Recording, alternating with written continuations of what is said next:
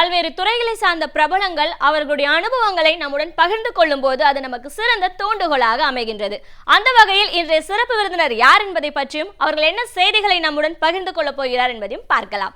நம் விடியலை வா நிகழ்ச்சியின் அடுத்த பகுதியாக வரவிருப்பது சிறப்பு விருந்தினர் பகுதி.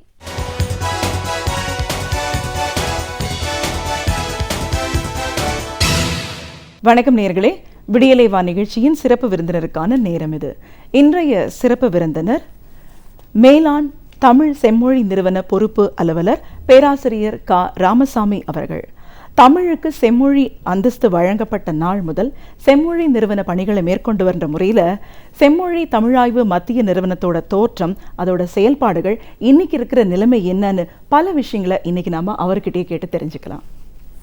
வணக்கம் சார். வணக்கம். செம்மொழி தமிழாய்வு மத்திய நிறுவனத்தோட செயல்பாடுகள், பணிகள், இதை பற்றி எல்லாம் பேசுறதுக்கு முன்னாடி இதுக்கு ஒரு ஊன்றுகோலா, ஒரு தூணா இருந்து நீங்க செயல்பட்டிருக்கீங்க. முதல்ல உங்களை எங்க நிகழ்ச்சிக்கு நாங்க வரவேற்கிறோம் சார். தமிழுக்கு செம்மொழி அந்தஸ்து வழங்கப்பட்ட காலம் முதல் இப்போ வரைக்கும் செம்மொழி நிறுவனத்தோட எல்லா நிலைகளையும் உங்களோட செயல்பாடு இருந்திருக்கு. ஸோ இப்போ இந்த செம்மொழி தமிழாய்வு மத்திய நிறுவனம் இது எப்போ தொடங்கப்பட்டது, இதில் என்ன மாதிரி பணிகள்லாம் செயல்பட்டு இருந்தது, இன்னைக்கு இருக்கிற நிலைமை என்னன்னு நிறைய விஷயங்களை உங்கள் மூலமாக நாங்கள் தெரிஞ்சுக்கணும்னு பிரியப்படுறோம் சார். ஸோ இந்த செம்மொழி தமிழாய்வு மத்திய நிறுவனத்தோட தோற்றம், அதோட வரலாறு பற்றி முதல்ல பேசலாம். தமிழ் மொழி பல்லாயிரக்கணக்கான ஆண்டுகள் வரலாற்றை உட்கொண்டிருந்த போதிலும் கூட செம்மொழி என்கிற தகுதி இந்திய அரசால் தமிழுக்கு 2004 அக்டோபர் 12ஆம் நாள் வழங்கப்பட்டது. இந்த நிகழ்ச்சிக்கு பின்னணியாக ஒரு நூற்றாண்டு கால வரலாறு இருக்கிறது. இந்த வரலாற்றில் பரிதிமார் கலைஞர் தொடங்கி நம்முடைய முத்தமிழறிஞர் கலைஞர் வரை இன்றியமையாத பங்கு ஆற்றியவர்கள் பலர். இது ஒரு நூற்றாண்டு கால போராட்டம் என்றாலும் கூட முத்தமிழ் அறிஞர் கலைஞர் அவர்கள் தமிழுக்கு எப்பொழுதும் முதன்மை இடம் கொடுப்பவர் என்கிற வகையில் இந்திய அரசின் 2004 தேர்தலின் போது இதை ஒரு இன்றியமையாத அங்கமாக இந்த காமன் மினிமம் ப்ரோக்ராம் என்று சொல்லக்கூடிய அந்த இதில் இதை ஒரு முக்கிய குறிக்கோளாக வைத்திருந்தார்கள். அதுபோலவே அந்த இந்திய அரசு ஆட்சி அமைத்த பொழுது அதில் திமுகவினுடைய பங்கு ஒரு பெரும் பங்காக இருந்த பொழுது கலைஞர் அவர்களுடைய அரசியல் செல்வாக்கு ஓங்கியிருந்த அந்த காலகட்டத்தில் இந்திய அரசு தமிழுக்கு செம்மொழி என்கிற தகுதியை வழங்கியது. அவருடைய தமிழ் ஆர்வமும் தமிழ் பற்றும் அரசியல் செல்வாக்கும் நாம் இந்த தகுதியை பெறுவதற்கு இன்றியமையாத காரணங்களாக இருந்தன என்பதை நாம் எப்பொழுதும் நினைத்து பார்க்க வேண்டும். இது ஒரு பெரிய வரலாற்று சிறப்புமிக்க நிகழ்ச்சி. ஏறத்தாழ இப்பொழுது 9 ஆண்டுகள் நிறைவு பெற்றுவிட்டன. செம்மொழி என்கிற தகுதி தமிழுக்கு கிடைத்து 9 ஆண்டுகள் நிறைவு பெற்றுவிட்டன. 2004 அக்டோபர் 12ஆம் நாள் இது முறைப்படி அறிவிக்கப்பட்டாலும் கூட இதை ஒரு திட்டமாக செயல்படுத்துவதற்கு ஓராண்டு காலம் எடுத்துக்கொண்டார்கள் மத்திய அரசு. இது பண்பாட்டுத்துறையால் முடிவு செய்யப்பட்டு பிறகு அது மத்திய மனிதவள மேம்பாட்டு துறைக்கு அது மாற்றப்பட்டு அங்கே அவர்கள் இதற்கான பணித்திட்டங்களை மேற்கொள்வதற்கு ஓராண்டு காலம் பிடித்தது. 2005 ஜூலை மாதம் இதற்கான ஒரு திட்டத்தை உருவாக்கி இந்த திட்டத்தை நீங்கள் நடைமுறைப்படுத்த வேண்டும் என்று இந்திய மொழிகளின் நடுவண் நிறுவனத்திற்கு அனுப்பி வைத்தார்கள். அப்பொழுது நான் பேராசிரியர் துணை இயக்குனர் என்ற ஒரு பெரிய பொறுப்பில் இருந்ததால் இந்த பொறுப்பு என்னிடம், நான் ஒரு தமிழ் பேராசிரியர் என்கிற முறையில் இந்த பொறுப்பு என்னிடம் ஒப்படைக்கப்பட்டது. இதை நடைமுறைப்படுத்துகின்ற பொறுப்பு என்னிடம் ஒப்படைக்கப்பட்டது. அதற்கு பிறகு பைய பணிகளை தொடங்கினோம். இதற்காக ஒரு மொழி மேம்பாட்டு வாரியம் அமைத்தார்கள். அந்த மொழி மேம்பாட்டு வாரியத்தில் பல உறுப்பினர்களை எல்லாம் கலைஞர் அவர்களே தேர்ந்தெடுத்து மத்திய அரசுக்கு பரிந்துரை செய்து, அது பேராசிரியர் வாசிய குழந்தைசாமி அவர்களுடைய தலைமையில் அந்த தமிழ் மொழி மேம்பாட்டு வாரியம் இயங்கியது. அது நமக்கு ஒரு அறிவுரை குழுவாக அது அமைந்தது. அவர்களுடைய அறிவுரையின்படி இந்தியா முழுவதும் உலகம் முழுவதும் இருக்கிற தமிழறிஞர்களை எல்லாம் அழைத்து கலந்து பேசி, இந்த செம்மொழி என்கிற தகுதி தமிழுக்கு கிடைத்ததை தொடர்ந்து நாம் என்னென்ன பணிகளை செய்யலாம் என்பதை பற்றி 2 கலந்தாய்வு கூட்டங்கள் நாங்கள் சென்னையில் ஏற்பாடு செய்தோம். அப்படி செய்த பிறகுதான் அந்த திட்டம் தொடங்கப்பட்டது. இதில் 4 கூறுகள் முதன்மையானவை. முதலில் இதற்கு அறிவுரை குழுவாக தமிழ் மொழி மேம்பாட்டு வாரியம் என்பது, இரண்டாவதாக இதற்காக ஒரு செம்மொழி தமிழ் உயராய்வு மையம், centre of excellence for classical Tamil என்று ஆங்கிலத்தில் சொல்லுவார்கள். மூன்றாவது ஃபெலோஷிப்ஸ், முனைவர் பட்டம் செய்கிற மாணவர்கள், முனைவர் பட்டம் முடித்துவிட்டு மேலாய்வு செய்கிற மாணவர்கள், இவர்களுக்கெல்லாம் ஆய்வு உதவித்தொகைகள் அளித்தல், விருதுகள், குடியரசுத் தலைவர் விருதுகள் என்கிற 4 கூறுகள் இந்த திட்டத்தினுடைய இன்றியமையாத கூறுகளாக இருந்தன. இவற்றையெல்லாம் பைய நாங்கள் நடைமுறைப்படுத்த தொடங்கினோம். 2006 செம்மொழி தமிழ் உயராய்வு மையம் என்கிற பெயரில் முதலில் தொடங்கினோம். இது நிறுவனம் ஆவதற்கு முன்பு ஒரு திட்டமாகத்தான் இருந்தது. அப்பொழுது தேவையான அறிஞர்களை பணிக்கு அமர்த்தினோம். இந்த திட்டம் தொடங்கப்பட்டது. விருதுகள் தொடர்பான பணிகள் தொடங்கப்பட்டன, ஆய்வுத் தொகைகள் தொடர்பான பணிகள் தொடங்கப்பட்டன, ஆய்வு பணிகளும் பைய தொடங்கப்பட்டன. இது மைசூரில் இருந்து செயல்பட்டாலும் கூட இது தமிழகத்தில் இருந்த எல்லா அறிஞர்களும் இதில் பங்கேற்றிருக்கிறார்கள் என்பது குறிப்பிடத்தக்கது. ஏறத்தாழ ஒரு ஓராண்டு காலம் இதனுடைய பணிகள் மிக சிறப்பாக நடந்து கொண்டிருந்தன. அந்த காலகட்டத்தில் மீண்டும் நம்முடைய முத்தமிழறிஞர் கலைஞர் அவர்களுடைய பரிந்துரையால் இது ஒரு நிறுவனமாக மாற்றப்பட்டது. ரொம்ப குறைந்த கால அளவிலேயே, ஓராண்டு அது இயங்க தொடங்கிய காலகட்டத்திலேயே இது ஒரு மத்திய நிறுவனமாக தொடங்கப்பட்டது.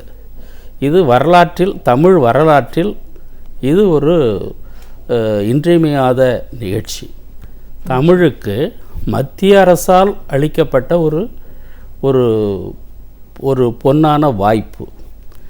முழுக்க மத்திய அரசினுடைய நிதி உதவியால் இயங்கக்கூடிய ஒரு நிறுவனம், செம்மொழி தமிழாய்வு மத்திய நிறுவனம், central institute of classical Tamil என்கிற நிறுவனம் முதல் உருவாக்கப்பட்டது.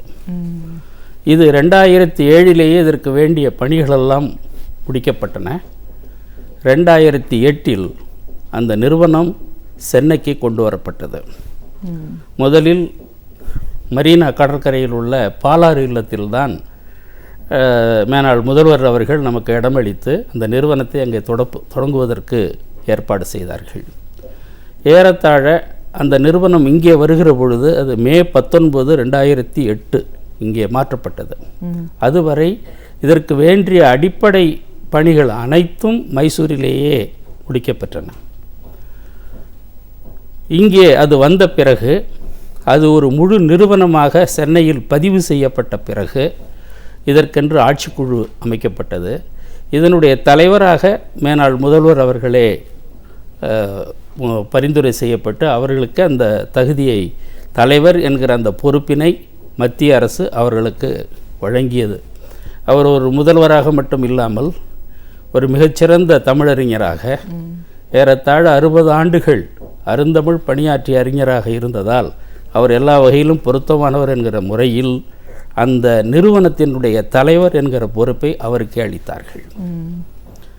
தொடர்ந்து கலைஞர் அவர்கள் எவ்வளவோ அரசியல் பணிகளுக்கு இடையிலும் இந்த நிறுவனத்தின் மீது கண் வைத்து கொண்டு எப்பொழுதும் நினைத்து கொண்டு இதை முன்னேற்றுகின்ற அந்த பணிகளில் அவர்கள் முழுமையும் ஈடுபட்டார்கள். சொல்லப்போனால் எவ்வளவோ பொறுப்புகளுக்கு இடையிலும் வாரத்திற்கு 2 நாட்கள் 3 நாட்களாகவது அழைத்து இந்த பணிகள் எவ்வாறு நடைபெறுகின்றன, இது எப்படி நடைபெறுகிறது, என்ன முன்னேற்றம் என்று அவ்வப்போது அதை கவனித்து கொண்டிருந்தார்கள், கண்காணித்து கொண்டிருந்தார்கள். நிறுவனத்திற்கும் அடிக்கடி வருவது உண்டு. அப்படிப்பட்ட ஒரு சூழ்நிலையில் மத்திய அரசினுடைய உதவியோடு நாம் இந்த நிறுவனத்தை மிகச்சிறப்பாக 2008 உருவாக்கி வளர்த்து எடுக்க முடிந்தது. 2009, 2010 இந்த காலகட்டங்களில் கலைஞர் அவர்களுடைய தலைமையில் இந்த பணிகள் மிகச்சிறப்பாக நடைபெற்று கொண்டிருந்தன. இதற்கென்று ஒரு ஆட்சிக்குழு அமைக்கப்பட்டது. இதற்கென்று சில உயர்மட்ட குழுக்களெல்லாம் அப்பொழுது தொடங்கப்பட்டன. பல்வேறு அறிஞர்களுடைய உதவியை கொண்டு தமிழ்நாட்டில் மட்டுமல்ல, இந்தியா முழுவதும் உலகம் முழுவதும் இருக்கக்கூடிய அறிஞர்களிடமிருந்தெல்லாம் நாம் கருத்துக்களை பெற்று இந்த நிறுவனத்தை வளர்க்கின்ற பணி மிகச்சிறப்பாக நடைபெற்றது. கண்டிப்பாக சார். செம்மொழி தமிழாய்வு மத்திய நிறுவனம் அப்படின்னு உருவானதுக்கு அப்புறமா அதோட செயல்பாடுகள் அப்படின்னு சொன்னால் குறிப்பிடத்தக்க அளவுக்கு என்ன மாதிரியான விஷயங்கள்லாம் இந்த நிறுவனம் மூலமாக பண்ணிட்டு இருந்தீங்க சார்? நாம் நிறுவனத்திலேயே நாம் மேற்கொண்ட பணிகள், ஆய்வு பணிகள், பல்வேறு பணிகள். அதில் மிகவும் குறிப்பிடத்தக்கது நம்முடைய சங்க இலக்கியங்களுக்கு இன்னொரு செய்தியை நான் அதற்கு முன் சொல்ல வேண்டும். இது பிற நிறுவனங்களிலிருந்து வேறுபட்ட நிறுவனம்.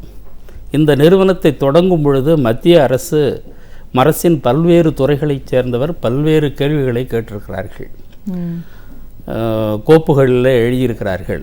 இப்படி ஒரு நிறுவனம் தேவையா?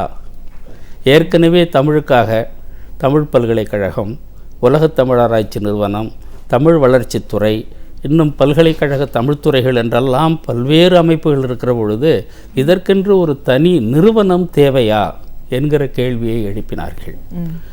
நான் ஏற்கனவே சொன்னபடி முதல் 2 கலந்தாய்வு கூட்டங்களில் அறிஞர்களை வைத்துக்கொண்டு நாம் இந்த திட்டத்தை பயன்படுத்தி அல்லது இந்த நிறுவனத்தை பயன்படுத்தி எப்படிப்பட்ட பணிகளை மேற்கொள்ள வேண்டும் என்று கலந்தாய்வு செய்தபோது கிபி 6ஆம் நூற்றாண்டிற்கு முற்பட்ட தமிழ் இலக்கணங்கள், இலக்கியங்கள், கல்வெட்டுகள், நாணயங்கள், இன்னும் நமக்கு கிடைக்கக்கூடிய அகழாய்வு தடயங்கள், இவற்றையெல்லாம் ஒன்று திரட்டி இவற்றையெல்லாம் பிற மொழிகளுக்கு கொண்டு சென்று தொகை தொடர்பான பணிகளோடு மட்டும் இந்த நிறுவனம் கவனம் செலுத்தினால் போதும் என்று ஒரு வரையறையை செய்து கொண்டோம். அந்த கிபி 6ஆம் நூற்றாண்டு என்பது நம்முடைய வரலாற்றில் ஒரு பெரிய குறிப்பிடத்தக்க ஒரு வரலாற்று காலகட்டம். அது பல்லவர்களுக்கு முந்திய காலகட்டம்.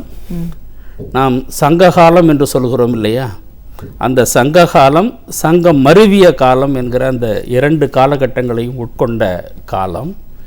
தொல்காப்பியம், 10 பாட்டு, 8 தொகை, 14 கீழ்க்கணக்கு நூல்கள், சிலப்பதிகாரம், மணிமேகலை போன்ற காப்பியங்கள், இப்படியெல்லாம் ஒரு பெரிய சிறப்பு வாய்ந்த நூல்களை எல்லாம் தமிழ் உட்கொண்டிருந்த காலகட்டம் அது. எப்படியோ தமிழக வரலாற்றில் அந்த சங்க காலத்தை பற்றிய ஆய்வுகள், தொல்காப்பியத்தை பற்றிய ஆய்வுகளெல்லாம் ஒரு கடந்த 50-60 ஆண்டுகளாக யாரும் அவற்றில் கவனம் கொள்ளவில்லை. எனவே நம்முடைய தமிழினுடைய வரலாற்றிற்கு, தமிழ் பண்பாட்டினுடைய வரலாற்றிற்கு ஆணிவேராக இருப்பது அந்த சங்ககாலம், சங்கம் மருவிய காலம். தொல்காப்பியம், திருக்குறள் போன்ற நூல்கள், 8 தொகை, 10 பாட்டு போன்ற சங்க இலக்கியங்கள், சிலப்பதிகாரம், மணிமேகலை போன்ற காப்பியங்கள் என்பதனால் அவற்றை பற்றி நாம் விரிவாக ஆய்வுகள் செய்ய வேண்டும். அந்த நூல்களை உலகம் முழுவதும் எல்லா மொழிகளிலும் மொழிபெயர்த்து கொடுக்க வேண்டும். குறிப்பாக சொல்லப்போனால் எல்லா நூல்களையும் ஆங்கிலத்தில் மொழிபெயர்ப்பதற்கு முயற்சி செய்திருக்கிறோமே ஒழிய அந்த அளவிற்கு பிரெஞ்சிலோ அல்லது ஸ்பானிஷிலோ, ஏன் இந்திய மொழிகளிலேயே நாம் சரியாக மொழிபெயர்க்கவில்லை. மலையாளத்தில் எல்லா மொழிபெயர்ப்புகளும் வரவில்லை, கன்னடத்தில் எல்லா மொழிபெயர்ப்புகளும் வரவில்லை, தெலுங்கில் எல்லா மொழிபெயர்ப்புகளும் வரவில்லை, ஹிந்தியில், ஒடியாவில், இப்படி பல்வேறு இந்திய மொழிகளிலும் அவற்றை எல்லாம் மொழிபெயர்ப்ப வேண்டிய ஒரு தேவை இருப்பதை உணர்ந்தோம். ஏதோ நாம் சொல்லி அது செம்மொழி என்றே உலகத்திற்கு தெரிய வேண்டும் என்று இல்லாமல், உலகத்தவர் இதை செம்மொழி என்று போற்ற வேண்டும், அவர்களும் அதை ஏற்க வேண்டும் என்கிற நோக்கில் அந்த மொழிபெயர்ப்பு பணிகளை எல்லாம் நாங்கள் முடுக்கிவிட்டு பல மொழிகளில் மொழிபெயர்ப்பு பணிகளை செய்வதென்றெல்லாம் திட்டமிட்டோம். நிறைய கல்வெட்டுகள்லாம் அழிந்து கொண்டிருக்கின்றன, சங்ககால கல்வெட்டுகள் நமக்கு ஒரு பெரிய வரலாறு இருக்குது. பிற்கால கல்வெட்டுகளும் நிறைய இருக்குது. சங்ககால கல்வெட்டுகள் குறித்து பேராசிரியர் ஐராவத மகாதேவன் அவர்கள் ஒரு 120 கல்வெட்டுகளை தொகுத்து அதை பற்றி ஒரு பெரிய நூலும் எழுதியிருக்கிறார். இன்றைக்கு நாம் இந்த நிறுவனத்தின் மூலம் அவற்றையெல்லாம் ஒரு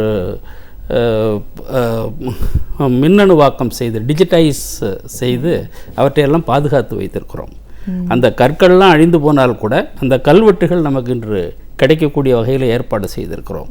இதுபோல் நாணயங்களுக்கு, இதுபோல் பல்வேறு இலக்கியங்களுக்கு, இன்னும் மிக அடிப்படையான பல பணிகளை நாம் தமிழுக்கு செய்யவில்லை.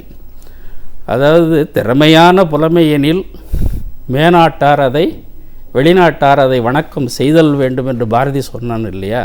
நாம் எங்களிடம் அது இருக்கிறது இது இருக்கிறது என்று சொல்லி கொண்டிருப்பது மட்டும் போதாது, அதெல்லாம் வெளியில் இருக்கிறவங்களும் சொல்லணும். அந்த மாதிரி செய்ய வேண்டும் என்று சொன்னால் நம்முடைய செல்வங்களை, கருத்து கருவூலங்களை நாமே புரிந்து கொள்ளாதது ஒரு புறம், அதை உலகத்திற்கு புரிய வைக்காதது ஒரு புறம். இன்றைக்கு இலக்கணம், மிக தொன்மையான இலக்கணம் என்று சொன்னால் பாணினியினுடைய அஷ்டாத்தியை பற்றி பேசுகிறார்கள் உலக அறிஞர்கள் எல்லாம். ஆனால் தொல்காப்பியத்தை பற்றி யாருமே புரிந்து கொள்ளவில்லை. காரணம், அவர்களுக்கு நாம் அப்படிப்பட்ட ஒரு கருத்தை கொண்டு போய் சேர்க்கவில்லை, அதை பற்றிய ஒரு புரிதலை ஏற்படுத்தவில்லை. இப்படி பார்த்தால் சங்க காலம் என்பது, சங்கம் அறிவிய காலம் என்பது பல அரிய கருத்து கருவங்களை உட்கொண்ட ஒரு காலகட்டமாக இருப்பதனாலும் தமிழினுடைய செல்வாக்கு ஓங்கியிருந்த காலம். அதற்கு பிறகு பார்த்தால் சமஸ்கிருதத்தினுடைய செல்வாக்கு ஓங்குகிறது, இன்னும் பிற மொழிகளினுடைய செல்வாக்குகள் ஓங்குகின்றன. வரிசையாக வரலாற்றை பார்த்தால் தெலுங்கு, மராத்தி, பிறகு ஆங்கிலம் என்று செல்வாக்குகள் ஓங்கியிருக்கு. அதனால தான் இந்த ஒரு பிறமொழி கலப்பில்லாத ஒரு காலம். இன்னொன்று, அதுதான் தொன்மையான காலம், நம்முடைய தொன்மையான வரலாற்றை காட்டக்கூடிய காலம் என்பதனால் அப்படி ஒரு வரையறையை செய்து கொண்டு கிபி 6ஆம் நூற்றாண்டுக்கு முற்பட்ட அந்த செய்திகளை எல்லாம் தொகுத்து மொழிபெயர்ப்பு செய்து அதை உலகவர் அறிய நாம் வெளியிட வேண்டும் என்பதை ஒரு குறிக்கோளாக கொண்டுதான் இந்த நிறுவனம் உருவாக்கப்பட்டது. இந்த அளவுக்கு ஒரு தொன்மையான வளமான இந்த மொழி, இதுக்கு ஒரு செம்மொழி அந்தஸ்து கிடைக்கணுங்கிறதுக்காக கலைஞர்களோட தொடர் முயற்சியால் இது நம்மளுக்கு கிடைச்சிருக்கு. அப்படின்னும் போது இதோட செயல்பாடுகள் இந்த அளவுக்கு இருக்கும்போது இன்னைக்கு இருக்கிற நிலை என்ன சார்? இப்பொழுது கலைஞர் அவர்களுடைய ஆட்சி 2011 முடிந்த பிறகு நிறுவனத்தில் ஒரு பெரிய தொய்வு அப்பொழுது நடந்து கொண்டிருந்த அளவுக்கு பணிகளில் ஒரு வேகம் இல்லை, பணிகளில் ஒரு தொய்வு இருக்கிறது. இதற்கு காரணம் மத்திய அரசினுடைய கவனமின்மையும் இருக்கிறது. பொதுவாக இது எங்கேயுமே ஒருவர் பதவியில் இருக்கிற பொழுது ஒரு விதம், அவர் பதவியை இழந்த பிறகு இன்னொரு விதம் என்பது போல மத்திய அரசு இந்த ஆட்சி மாற்றத்திற்கு பிறகு இன்றைய முதல்வர் தான் இதற்கு தலைவர் என்று ஆகிறது இயல்பாக. ஆனால் இன்றைய முதல்வருக்கு இதில் ஈடுபாடு அறவே இல்லை. பல முறைகள் நிறுவனத்திலிருந்தும் மத்திய அரசிலிருந்தும் மடல்கள் எழுதப்பட்ட போதிலும் கூட இது பற்றி அவர்களிடமிருந்து எந்த விதமான ஒரு விடையும் இல்லை. அவர்கள் இதில் ஈடுபாடு காட்டவில்லை.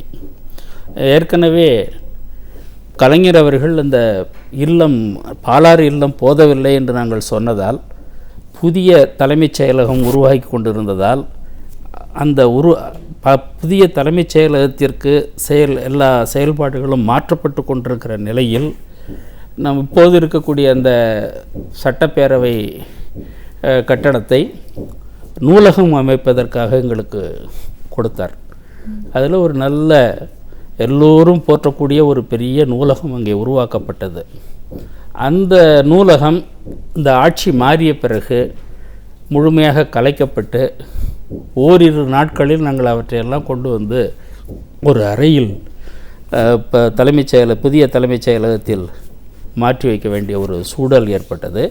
அதற்கு பிறகு நீண்ட நாள் கழித்து நாங்கள் ஒரு புதிய கட்டடம் கண்டுபிடித்து அதை தரமணிக்கு கொண்டு சென்ற பிறகுதான் அந்த நூல்களெல்லாம் மறுபடியும் எடுத்து வைக்கப்பட்டு ஒரு நூலகமாக இடம்பெற்றிருக்கின்றன. முறைப்படி மத்திய அரசினுடைய பரிந்துரைப்படி அடுத்த முதல்வர் அந்த தலைமை பொறுப்பை ஏற்றிருக்க வேண்டும். ஆனால் அதை ஏற்றுக்கொள்ளப்படவில்லை. இது ஒரு இன்றியமையாத தொய்வு. இதற்கு மொத்தம் இந்த நிறுவனத்திற்காக என்று மத்திய அரசு 149 பணியிடங்களை உருவாக்கியிருக்கிறது. அவற்றில் முதற்படியாக 41 பணியிடங்களை கொடுத்திருக்கிறார்கள். நான் 2007 இயக்குனர் பதவி, பதிவாளர் பதவி, நிதி அலுவலர் பதவி என்கிற 3 பதவிகளை கொடுத்திருக்கிறார்கள். அதற்கு பிறகு அதை தொடர்ந்து 2010 38 பணியிடங்களை நமக்கு அளித்திருக்கிறார்கள். ஆனால் இதுவரையில் இந்த பணியிடங்களில் ஒன்று கூட நிரப்பப்படவில்லை. தமிழக அரசு 17 ஏக்கர் நிலத்தை நமக்கு பெரும்பாக்கத்தில் ஒரு அருமையான இடத்தில் ஒதுக்கியிருக்கிறது. அப்பொழுது கலைஞர் காலத்தில் நாங்கள் அதற்கு மத்திய அரசிடமிருந்து ஒரு 3 கோடி ரூபாய் செலவழித்து இவர் தமிழக அரசும் அந்த இடத்தை தயார் செய்து கொடுப்பதற்கு மண்ணெல்லாம் நிரப்பி அதை சமன் செய்து கொடுப்பதற்காக 1.4 கோடி செலவழித்தார்கள். அதில் ஒரு 3 கோடி செலவில் ஒரு அருமையான அழகான சுற்றுச்சுவர் எழுப்பப்பட்டிருக்கிறது. இது 2010 முடிந்தது. அதற்கு பிறகு தொடர்ந்து எந்த வேலையும் நடைபெறவில்லை. மூன்றாவதாக கலைஞர் அவர்கள் 1 கோடி ரூபாய் தன்னுடைய சொந்த நிதியை அளித்து ஒரு இந்தியாவிலேயே ஒரு மிக பெரிய விருது ஆன கலைஞர் செம்பொழு விருதினை உருவாக்கியிருக்கிறார்கள். இந்த விருது 2010 செம்மொழி மாநாட்டில் இதுவரை ஒரு விருது மட்டும் அஸ்கோ பர்போலா என்கிற சிந்துவெளி ஆய்வு அறிஞர் அவர்களுக்கு வழங்கப்பட்டிருக்கிறது. கடந்த 3 ஆண்டுகளாக அதிலிருந்து வரக்கூடிய வட்டித்தொகை ஏறத்தாழ வட்டித்தொகையே இப்பொழுது 50 லட்சம் ரூபாய் இருக்கும். அந்த பரிசு, அந்த விருதுகள் இதுவரையில் வழங்கப்படவில்லை. குடியரசுத் தலைவர் விருதுகளை வழங்கி கொண்டிருக்கிறோம். ஆனால் அந்த விருதுகள் இன்னும் வழங்கப்படவில்லை. நான்காவதாக 2010-11 வரை ஏறுமுகமாக இருந்த நிதி செலவு 11, 12, 13 காலகட்டங்களில் குறைந்து விட்டது. அந்த நிதியை பயன்படுத்துவது குறைந்து விட்டது. நம்மிடம் இருக்கக்கூடிய ஒரு மிகப்பெரிய குறை, அள்ள குறையாத ஒரு நிதி ஆதாரம் இந்த செம்மொழி தமிழாய்வு மத்திய நிறுவனத்தின் மூலமாக தமிழுக்காக, தமிழ் வளர்ச்சிக்காக என்று மத்திய அரசால் ஒதுக்கப்பட்டிருக்கின்ற பொழுது நாம் இன்னும் அதை முழுமையாக பயன்படுத்தி கொள்ள முடியாமல் தவிக்கிறோம் என்பது மிகவும் வருத்தமாக நாம் இங்கே தெரிவித்து கொள்ள வேண்டிய ஒரு செய்தியாக இருக்கிறது. இந்த பணிகளை எல்லாம் முடுக்கிவிட வேண்டுமானால், அதுபோலவே சமீப காலமாக நிர்வாகத்திற்கும் அங்கே பணி செய்யக்கூடிய ஊழியர்களுக்கும் பணியாளர்களுக்கும் இடையில் ஒரு சுமூகமான உறவு இல்லை, ஒரு புரிதல் இல்லை. தேவையில்லாமல் சட்ட நீதிமன்றம், காவல்துறை இவர்களை எல்லாம் அழைத்து எல்லோருக்கும் அந்த மெமோ என்று சொல்லக்கூடிய அதை கொடுப்பது, அவர்களை சஸ்பெண்ட் செய்வது போன்ற நடவடிக்கைகளில் நிர்வாகம் இறங்கி இருப்பதெல்லாம் அந்த நிறுவனத்தில் இருந்து வந்த ஒரு சுமூகமான உறவினை பாதித்திருக்கிறது. ஊழியர்களுக்கும் நிர்வாகத்தினருக்கும் இடையில் ஒரு பெரிய உரசலை ஏற்படுத்தியிருக்கிறது. இதனால் பல்வேறு தமிழ் அமைப்புகள் எல்லாம் நிறுவனத்திற்கு வந்து சில பூசல்கள் அப்படியெல்லாம் இருக்குது. ஆனாலும் கூட அந்த நிறுவனத்தினுடைய கட்டமைப்பு, நிறுவனத்தினுடைய பணிகள் தொடர்ந்து நடைபெற்று வருகின்றன. ஒரு செய்தி மடல் ஒன்று, ஒரு 3 மாத காலத்திற்கு ஒரு செய்தி மடல் என்று ஒரு செய்தி மடலை தொடர்ந்து கொண்டு இருந்தோம். அதுதான் நிறுவனத்தினுடைய வரலாற்றை பதிவு செய்யக்கூடிய ஒரு செய்தி மடல். ஆங்கிலத்திலும் தமிழிலும் செம்மொழி என்று 2 மொழிகளிலுமே செம்மொழி என்று தலைப்பிட்டு அந்த செய்தி மடல் வந்து கொண்டிருந்தது. அது இப்பொழுது முறையாக வெளிவருவதில்லை. ஏற்கனவே 20 நூல்கள் வெளிவந்திருக்கின்றன. ஒலிப்பேழைகள் இதுவரையில் செய்யாதது. தொல்காப்பியத்தெல்லாம் முழுமையும் நம்முடைய மரபு வழி பாடக்கூடிய அறிஞர்களை வைத்து தொல்காப்பியத்தை முழுமையும் பதிவு செய்திருக்கிறோம் ஒலிப்பேழையில். அதே போல் திருக்குறளை கொண்டு வந்திருக்கிறோம். அதுபோல் 10 பாட்டு முழுவதும் கொண்டு வந்திருக்கிறோம். அந்த பாடல்கள்லாம் இப்போ நமக்கு கேட்கலாம். ஒருத்தர் போகும்போது இப்போ வண்டியில் போய் கொண்டிருக்கிற பொழுதே கேட்டுக்கொண்டு போகலாம். அந்த அளவுக்கு பதிவு இதெல்லாம் இதுக்கு முன்னாடி பதிவு செய்யப்படலை. இதெல்லாம் மரபுப்படி பதிவு செய்யப்பட்டிருக்கிறது. அதே போல் சங்க இலக்கிய காட்சிகளை அடிப்படையாக கொண்டு ஒரு 23 காட்சி படங்கள், குறும்படங்கள் எல்லாம் தயாரித்து அதெல்லாம் ஒரு சிடியாக கொண்டு வந்திருக்கிறோம். நிறைய மொழிபெயர்ப்புகள், திருக்குறளுக்கு மட்டுமே 42 மொழிபெயர்ப்புகள் இருக்கின்றன. அந்த மொழிபெயர்ப்புகள் எல்லாம் சேர்த்து ஒரு 18 மொழிபெயர்ப்புகளை தேர்ந்தெடுத்து a compendium of English translations of Thirukkural என்று கொண்டு வந்திருக்கிறோம். இன்னும் புறநானூறு போன்ற நூல்கள்லாம் அண்மையில் திருக்குறளை வந்து மணிப்புரியில் மொழிபெயர்த்து வெளியிட்டிருக்கிறோம், பஞ்சாபியில் மொழிபெயர்த்து வெளியிட்டிருக்கிறோம், இந்தியில் மொழிபெயர்த்து வெளியிட்டிருக்கிறோம், அரபியில் மொழிபெயர்த்து தயாராக இருக்கிறது. வெளியில் நிறைய பேருக்கு உதவித்தொகை அளித்து நிதி அளித்து அறிஞர்கள்ட்ட இருந்து நிறைய ப்ராஜெக்ட்ஸ் வாங்கினது. 100கணக்கான ஆய்வு ஏடுகள் நம்ம கையில் இருக்கின்றன. அவையெல்லாம் பக்குவம் செய்யப்பட்டு, சரி செய்யப்பட்டு, சரியாக பதிப்பு செய்யப்பட்டு, பதிப்பு பணிகள் ஆற்றப்பட்டு நூல்களாக வெளியில் கொண்டு வரலாம். 100கணக்கான நூல்கள் கொண்டு வரலாம். இதெல்லாம் கொண்டு வராமல் கொஞ்சம் ஒரு முடக்கம். ஏன்னா இந்த பணியாளர்களுக்கும் நிர்வாகத்திற்கு இடையில் ஒரு உரசல் இருப்பதனால இந்த பணிகளெல்லாம் தேங்கி கிடக்கின்றன. இதையெல்லாம் சரி செய்ய வேண்டும் என்று சொன்னால் ஓர் உயர்மட்ட குழு ஒன்றினை மத்திய அரசு உருவாக்கி இதன் தொடக்க காலத்திலிருந்து இன்று வரை என்னென்ன பணிகள் செய்யப்பட்டிருக்கின்றன, எவ்வாறு செய்யப்பட்டிருக்கின்றன என்பதை பற்றி ஒரு ஆய்வு செய்து அதற்கு பிறகு நிறுவனத்திற்கு செய்ய வேண்டிய பணிகளை எல்லாம் அவர்கள் முடுக்கிவிட வேண்டும். அப்படி ஒரு ஆய்வு செய்யவில்லை என்று சொன்னால் அப்படியே கடந்து கொண்டிருக்கின்றன. கிட்டத்தட்ட இப்பொழுது 2 ஆண்டு காலம் 3 ஆண்டு காலம் ஒன்றும் பணிகளெல்லாம் முடங்கி கிடக்கின்ற ஒரு சூழ்நிலையை பார்க்கிறோம். அதனால தான் இன்றைக்கு நிறைய செம்மொழி நிறுவனம் சிக்கி தவிக்கிறது, செம்மொழி நிறுவனம் சீரழிவில் இருக்கிறது என்றெல்லாம் பத்திரிகைகளில், ஊடகங்களில் நிறைய தவறான செய்திகள் நிறுவனத்தை பற்றி வெளிவந்து கொண்டிருக்கின்றன. ஆனால் உண்மை என்னவென்று சொன்னால் செம்மொழி நிறுவனத்தினுடைய கட்டமைப்பு, அதனுடைய அடிப்படை, அதற்கு போடப்பட்டிருக்கிற அடிப்படை, அதை யாராலும் சீர்குலைக்க முடியாது. அது வேணால் பணிகள் கொஞ்ச காலம் முடங்கி கிடக்கலாம், தவறு செய்ய முடியாது. உங்களால் செய்ய முடியாமல் இருக்கலாம், ஆனால் அதில் தவறு செய்ய முடியாது. அந்த மாதிரியான ஒரு கட்டமைப்பு இந்த நிறுவனத்தில் இருக்கிறது.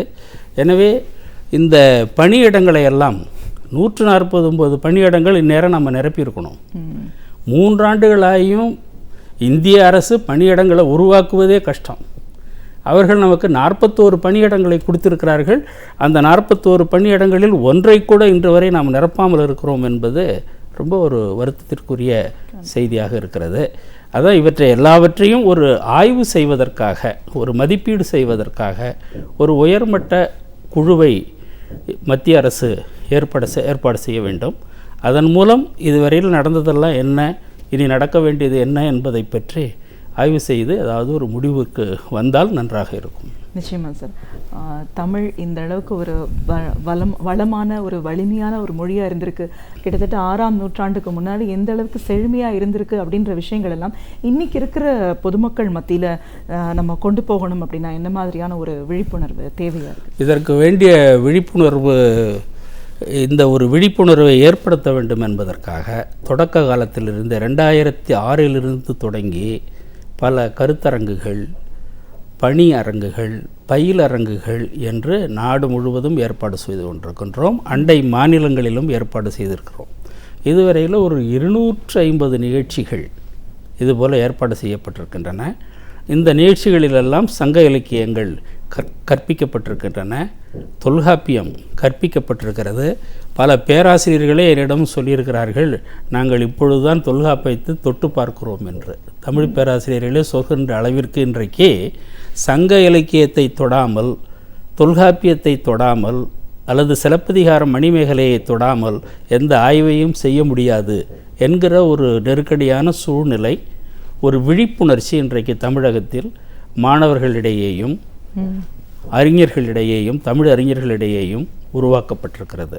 விருதுகளில் நமக்கு 5 இளமறிஞர்கள் விருது இருக்குது. இளமறிஞர்கள் விருதுக்கெல்லாம் ஆட்கள் கிடைக்கவில்லை இதுவரையில். இப்பொழுது சில பேர் குறைபட்டு கொள்கிறார்கள், இது என்ன இவர்கள் சங்க இலக்கியம் தொல்காப்பியம் என்றே பேசி கொண்டிருக்கிறார்கள், பாரதியை பற்றி யார் பேசுவது, கம்பனை பற்றி யார் பேசுவது என்று.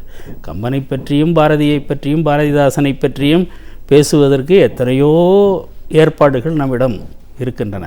ஆனால் சங்க இலக்கியத்தையும் தொல்காப்பியத்தையும் பேசுவதற்கு, திருக்குறளை பேசுவதற்கு வேண்டிய ஏற்பாடுகள் மிகவும், சொல்லப்போனால் திருக்குறளை நிறைய கையில் எடுத்திருக்கிறாங்க. ஆனால் மற்றதை பற்றியெல்லாம் சொல்வதற்கு நமக்கு வாய்ப்புகள் இல்லை. இன்றைக்கு தொல்காப்பியத்தை பற்றி ரொம்ப விரிவான ஆய்வுகள் செய்யணும். இந்த கிபி 6ஆம் நூற்றாண்டுக்கு முந்தைய காலகட்ட ஆய்வுகள், தமிழ் ஆய்வுகள் இதுவரையில் செய்யப்பட்டவை என்னுடைய கருத்தின்படி ஒரு 10 விழுக்காடு தான். இன்னும் 90 விழுக்காடு பணிகள் செய்யப்பட வேண்டிய நிலையில் இருக்கின்றன. அவற்றையெல்லாம் நாம் மேற்கொள்ள வேண்டும். நிறைய விழிப்புணர்ச்சி முகாங்கள் தமிழ்நாடு முற்போக்கு எழுத்தாளர் சங்கத்தை பயன்படுத்தி ஊவேசாவை பற்றி ஒரு நூல் வெளியிட்டு, ஏன்னா நமக்கு ஊவேசா இல்லை என்றால் நமக்கு இந்த சங்க இலக்கியங்கள்லாம் இருக்கிறதே தெரிஞ்சிருக்காது. கால்டுவெல் திராவிட மொழியியல் ஒப்பிலக்கணத்தை 1856 எழுதிய போது நமக்கு தொல்காப்பியம் கிடைக்கவில்லை, சங்க இலக்கியங்கள் கிடைக்கவில்லை. அதற்கு பிறகு வீடு வீடாக சென்று பல இடங்களுக்கு போய் அவர் தேடி இந்த ஓலைச்சுவடிகள்லாம் தேடி அது வெளியிட்டதுக்கு பிறகு தான் நமக்கு இப்படி ஒரு அரிய பொக்கிஷம் நமக்கு இருந்திருக்கிறது என்பதே நமக்கு தெரிய வந்தது. 19ஆம் நூற்றாண்டுடைய இறுதியில் தான் அது இந்த வேலைகள் தொடங்கின. ஆகவே இதை பரப்புவதற்காக, இந்த செம்மொழி தொடர்பான பயன்களை மக்கள் புரிந்து கொள்வதற்காக உயர்நிலைப் பள்ளிகளில் கூட இந்த ப்ரோக்ராம், தமிழாசிரியர்களுக்கெல்லாம் பயிற்சி வகுப்புகள் நடத்தியிருக்கிறோம். ஏறத்தாழ ஒரு 250 பயிற்சி வகுப்புகள் நடந்திருக்கின்றன. இதுவரையில் ஒரு 200க்கும் மேற்பட்ட அறிஞர்கள், வெளியில் நிறுவனத்தில் பணி செய்கிறவர்களை அன்றி வெளியில் இருக்கிற அறிஞர்களுக்கெல்லாம் ஆய்வு திட்டங்களை கொடுத்து அவர்களுக்கு ஒரு 2.5 லட்சத்துக்கு குறையாமல் நிதி உதவி செய்து ஓராண்டு ஆய்வு பணியாக மொழிபெயர்ப்பு பணிகள், ஆய்வு பணிகள் என்றெல்லாம் நிறைய செய்து கொடுத்துருக்குறாங்க. அதையெல்லாம் உட்கார்ந்து நம்ம பதிப்பு பணி மேற்கொள்ள வேண்டும். இதெல்லாம் இன்னும் தமிழில் இந்த எடிட்டிங்கிறதெல்லாம் இருக்குது பாருங்கள். Editing, copy editing, proofreading, இதெல்லாம் ஒரு கலையாக வளரவில்லை. சும்மா அவரவர்களுக்கு தோன்றியவாறெல்லாம் புத்தகங்களை அச்சிட்டு வெளியிட்டு கொண்டிருக்கிறார்கள் பல்வேறு காரணங்களுக்காக. ஒரு முறைப்படியாக ஒரு ஆக்ஸ்போர்ட் பல்கலைக்கழகம் வெளியிடுவது போல, கேம்பிரிட்ஜ் பல்கலைக்கழகம் வெளியிடுவது போல முறைப்படி உருவாக்கப்பட்ட நூல்கள் தமிழில் வர வேண்டும். அதற்கும் இந்த செம்மொழி நிறுவனம்தான் ஒரு முன்மாதிரியாக விளங்க வேண்டும் என்ற நோக்கத்தோடு தான் அது உருவாக்கப்பட்டது. அது கொஞ்சம் இப்பொழுது ஒரு சிறிய தொய்வு இருக்கிறது. ஆனால் இந்த தொய்விலிருந்து அது விரைவில் விடுபடுவதற்கான வாய்ப்புகள் நிறைய இருக்கின்றன. அது கூடிய விரைவில் அதனுடைய வளர்ச்சிகள் ஒரு நல்ல கட்டத்தை நோக்கி செல்லும் என்று நான் நம்புகிறேன். நிச்சயமாக சார். தமிழுக்கு செம்மொழி அப்படின்னு தகுதி வழங்கப்பட்ட காலம் தொட்டு செம்மொழி தமிழாய்வு மத்திய நிறுவனம் உருவான விதம், அதோட தோற்றம், அதோட வரலாறு, அது எந்த அளவுக்கு செயல்பட்டு இருக்கு, அதோட கட்டமைப்பு எந்த அளவுக்கு ஒரு பலமாக இருக்குது, இன்றைக்கி இருக்கிற காலகட்டத்தில் அதோட நிலைப்பாடு என்ன மாதிரியான ஒரு மேம்பாடு அடையணும், பொதுமக்களுக்கு இதை பற்றின விழிப்புணர்ச்சி எந்த அளவுக்கு அவசியமாக இருக்குன்னு செம்மொழி நிறுவனத்தில் பணிபுரிந்தவர் அப்படிங்கிற முறையில் உங்களோட அனுபவங்கள் முழுவதையும் எங்கள் நேர்களோடு நீங்கள் பகிர்ந்ததுக்கு ரொம்ப நன்றி. கலைஞர் தொலைக்காட்சிக்கு இந்த நிகழ்ச்சியை ஏற்பாடு செய்தமைக்கு என்னுடைய மனமார்ந்த நன்றியை தெரிவித்துக் கொள்கிறேன். நன்றி.